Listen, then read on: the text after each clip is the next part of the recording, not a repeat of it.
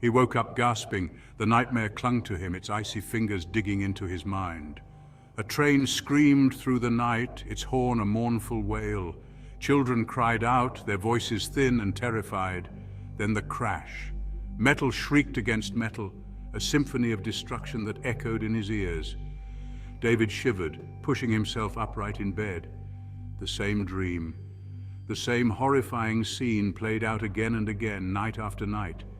He never saw faces, only shadows and silhouettes. But the terror in their unseen eyes haunted him. It was always the same: a train, a crossing, a school bus full of children. Days turned into weeks, the nightmare a constant companion. David couldn't shake the feeling that he was missing something, a vital piece of a puzzle he didn't understand. The train, the crossing, the children, they haunted his waking hours as much as his sleeping ones. He began to research train accidents, poring over news articles and online forums. He scoured old newspaper archives, searching for any mention of a crash that resembled the one in his dreams. One evening, while sifting through dusty microfiche at the local library, he stumbled upon an article. It was dated nearly a century old, the paper brittle and yellowed with age. The headline, barely visible beneath the grime, sent a chill down his spine. Tragedy at Harker's Crossing. Train collides with school bus. David's breath caught in his throat. Harker's Crossing.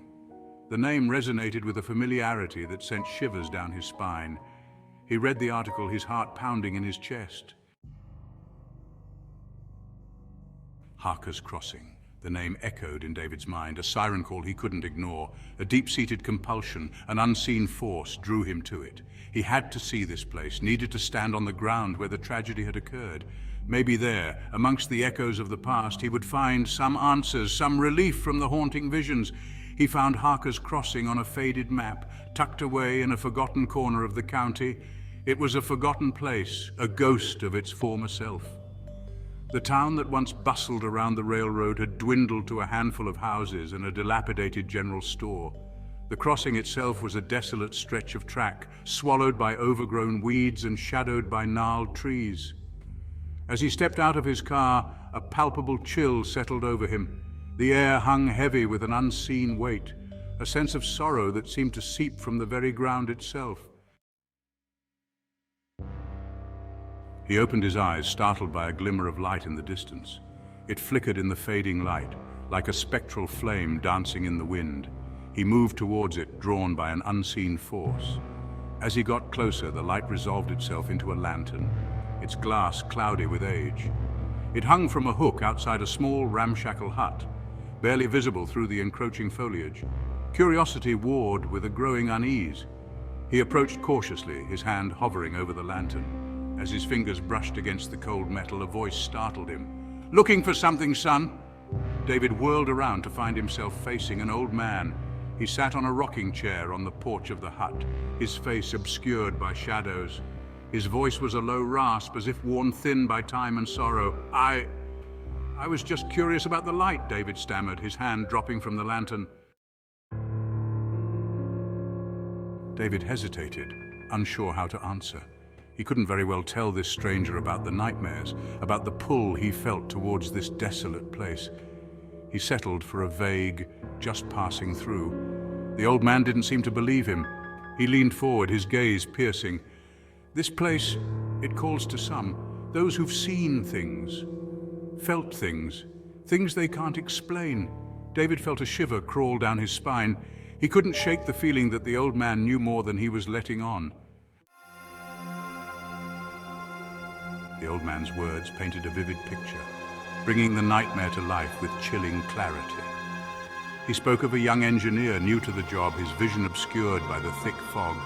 He spoke of the children, their laughter echoing through the bus, oblivious to the approaching doom. And then the collision, the earth-shattering impact, the metal screaming against metal, the cries of terror cut short. David listened, his blood running cold. The old man's words resonated deep within him, stirring a primal fear mixed with a strange sense of recognition. It was as if he were reliving the events, feeling the phantom vibrations of the train beneath his feet, smelling the acrid smoke of the engine. They say the engineer, he survived, the old man continued, his voice barely a whisper now. But he was never the same, haunted by the faces of the children, the weight of their deaths on his soul. He wandered these tracks for years, a ghost among the living, until he couldn't bear it anymore. As the old man spoke those last words, a cold wind swept across the crossing, swirling around David like a spectral embrace. He felt a strange detachment from his body, a lightness he'd never experienced before. He looked down at his hands, but all he saw was a hazy, translucent outline. Panic welled up inside him, choking his throat. He tried to speak, but no sound came out. He was a spectator in his own body, watching as the world around him shifted, became ethereal, dreamlike. The old man was gone. The hut vanished into thin air. The only constant was the railroad crossing, stretching before him like a scar on the landscape. Then he saw it. A faint, shimmering figure emerged from the swirling mist, taking on a familiar form. It was him, yet not him. Younger, his face etched with a profound sorrow, his eyes reflecting a deep, unending grief. He wore the uniform of a railroad engineer, his hand resting on the lever of a spectral train that materialized behind him. With this newfound awareness came a rush of memories, not his own, but the engineer's. He saw the world through the young man's eyes, felt the weight of responsibility on his shoulders. He remembered the dense fog that cloaked the countryside, the train's relentless momentum, the heart-stopping moment he saw the school bus emerge from the swirling whiteness. He remembered the screech of the brakes, the desperate pull of the lever, the agonizing seconds that stretched into an eternity as the train barreled towards the crossing. He felt the impact, the bone-jarring collision that sent him flying through the air, and then the crushing weight of guilt as he surveyed the wreckage, the air thick with the stench of burning oil and the cries of the injured. He understood now. He was trapped, bound to this place by his guilt and remorse, condemned to relive that horrific night for all eternity. But he wasn't alone. He could sense others, their presence faint and fleeting, their energy intertwined with his. Time, in this spectral realm, was fluid. Decades compressed into mere heartbeats, only to stretch out into an eternity. He lost track of how many times he'd relived the crash, each time feeling the same surge of adrenaline, the same desperate hope that he could somehow change the outcome. He learned to anticipate the fog, the way it rolled in from the river, cloaking the crossing in an eerie silence. He knew the exact moment the school bus would appear, its headlights cutting through the swirling whiteness like beacons of doom, and each time he would brace himself, his spectral hand gripping the lever, praying for a miracle.